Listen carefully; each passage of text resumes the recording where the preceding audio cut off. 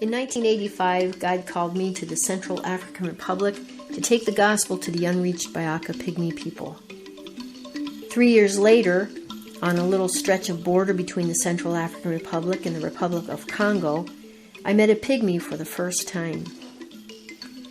For the next 20 years or so, I labored in the heart of the forest to plant the seed of the gospel in the hearts of Bayaka Pygmies. In order for the church to be self-sustaining, my work involved more than just teaching the gospel, the Bible, and leadership training, but also literacy, because God has revealed himself most fully through the written word. So it took 10 years for our first couple to become literate, go off to Bible Institute, and finally graduate. About 5 years after that, in 2003, 2 more couples graduated, giving us a total of 3 Bayaka elders. About 10 years later, 7 more elders were added, bringing the total to 10. But our numbers have dwindled by 3, casualty of the short average lifespan of forest dwellers. All 3 of our first elders have died recently, 2 from accidents, hunting and felling trees, and 1 from a stroke.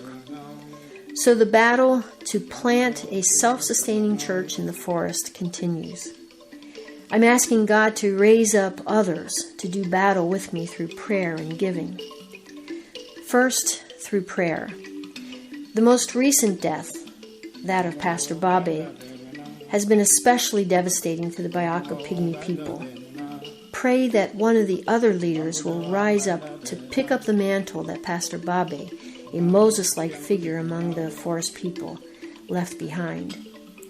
In a recent conversation with my coworker there in the forest, it sounds like Pastor Maurice is rising up for the occasion.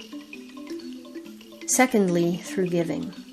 At the end of this 2015-16 school year, 5 more Bayaka couples will complete their last year of Bible Institute training, after which they will return to the forest to strengthen the work there. Our Bayaka Fund presently has a 0 balance.